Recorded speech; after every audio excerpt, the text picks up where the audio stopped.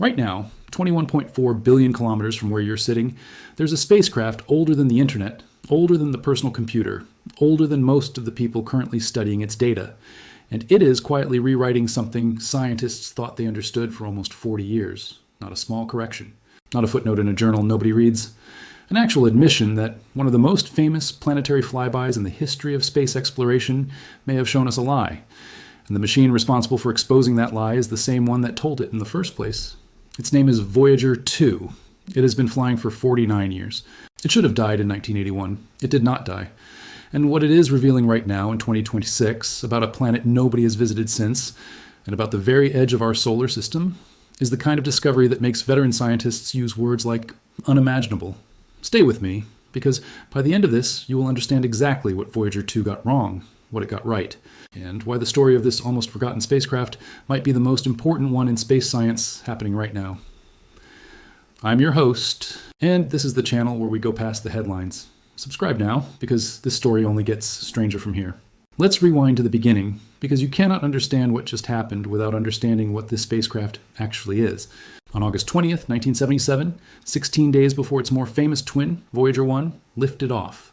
A rocket carrying Voyager 2 launched from Cape Canaveral. The mission's job sounded almost boring on paper. Fly past Jupiter. Fly past Saturn. Take pictures. Send data. Retire quietly. NASA gave it 5 years. Tops. What nobody fully advertised at the time because the funding wasn't guaranteed yet was the real plan, hiding underneath the modest one. The outer planets, Jupiter, Saturn, Uranus, and Neptune, had aligned in a rare configuration that happens only once every 176 years. If a spacecraft launched at exactly the right moment, it could use the gravity of each planet to slingshot itself to the next one, turning a 5-year mission into a grand tour of the entire outer solar system. Voyager 2 took that route. It is, to this day, the only spacecraft in human history to have ever visited all 4 giant planets in a single mission. Jupiter in 1979. Saturn in 1981, Uranus in 1986, Neptune in 1989. Nobody has been back since, not once.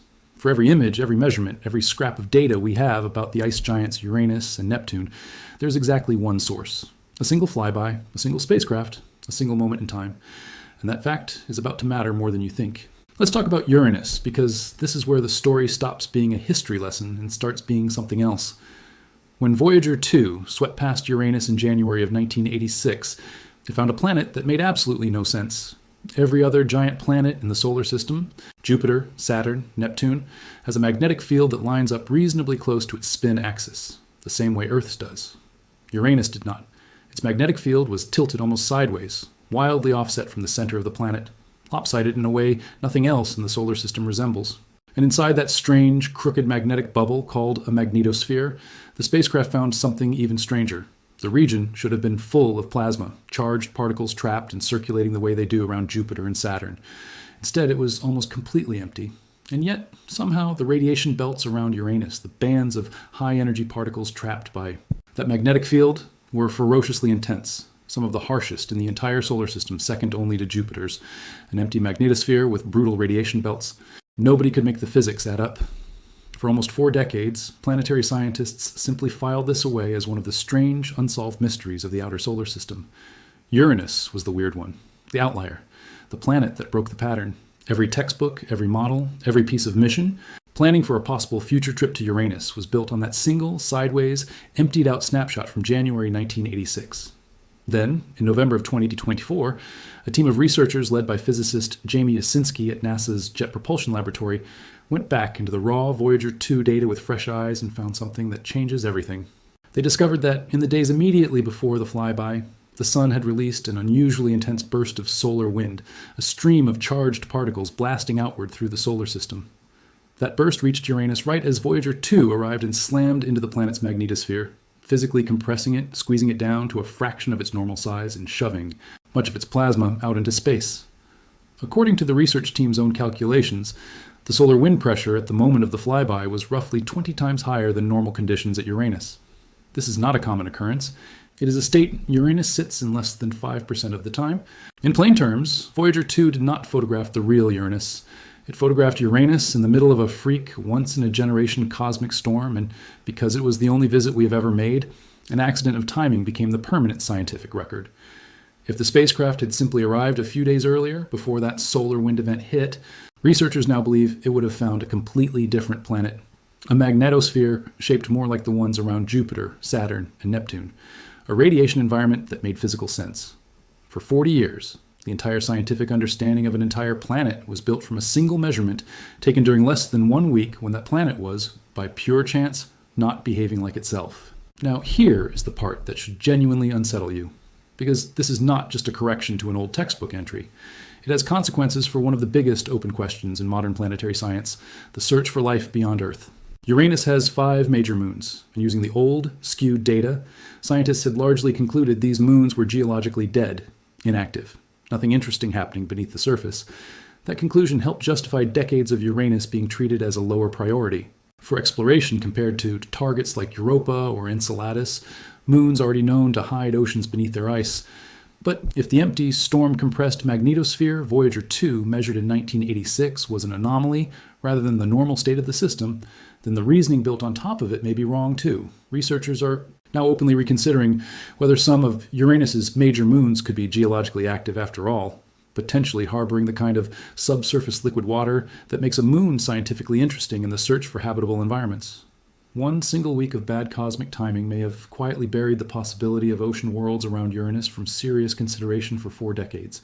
NASA and the European Space Agency are currently in the early stages of studying a dedicated flagship mission to Uranus, something the planetary science community has been requesting for years, and this new understanding is already actively reshaping how that future mission is being planned. Jasinski himself put it about as plainly as a scientist can. If you had known what was actually happening during the flyby, he said, you would have questioned everything Voyager 2 measured there. Let that sink in for a second. The primary data source for an entire planet, the foundation of everything we thought we knew, was quietly compromised by weather, and it took almost 40 years and a second look at 40-year-old tape to figure it out. But Uranus is not the only place Voyager 2 is currently forcing scientists to rewrite their assumptions. Because while all of that history was unfolding in the archives, the actual spacecraft, the physical machine, has kept moving, and it crossed a threshold in 2018 that changed the entire second half of its mission. On November 5th of that year, Voyager 2 became only the second human-made object in history, after its twin Voyager 1, to cross the heliopause, the outer boundary of the solar wind bubble that surrounds our entire solar system, and enter our true interstellar space. 6 years earlier, Voyager 1 had crossed that same kind of boundary in a completely different part of the sky, and scientists fully expected Voyager 2 to confirm a clean, symmetrical picture. It did not. What Voyager 2's instruments found instead was that the boundary of our solar system does not close cleanly behind us the way models predicted. Researchers at the Johns Hopkins Applied Physics Laboratory, who built some of the charged particle detectors still running on both Voyager spacecraft, discovered that in the region where Voyager 2 crossed, material from inside our solar bubble was actively leaking outward into interstellar space, slipping through the boundary like water through a hole that is not as sealed as everyone assumed. Voyager 1 crossed at a location and a moment where almost nothing leaked through. Voyager 2, entering from a different angle entirely, found a section of that boundary that scientists now openly describe as porous. The heliosphere, the invisible bubble that has protected every living thing on this planet from the harsher radiation of interstellar space for the entire history of life on Earth, does not behave like a sealed container. It behaves more like a slowly leaking ship. And we only know that because we happen to have 2 probes launched decades ago on a 5-year budget, still transmitting from 2 different points along that boundary at the exact right moment in history to catch the difference. Now, let's talk about where Voyager 2 actually is today, in 2026, because the numbers involved are almost impossible to hold in your head. As of the most recent tracking data, Voyager 2 sits roughly 21.4 billion kilometers from Earth, more than 13 billion miles away, moving further into the dark every single second. A radio signal traveling at the speed of light, the fastest anything in the universe can move, takes about 19 hours to reach it. Send a command today, and you will not know whether it worked until tomorrow evening. And the spacecraft carrying out those commands is running on power that should, by any reasonable engineering standard, have run out years ago. Voyager 2 is kept alive by 3 radioisotope thermoelectric generators, essentially containers of decaying plutonium that convert heat into electricity. At launch, they produced 470 watts combined. Today, nearly half a century later, that output has fallen to a small fraction of what it once was.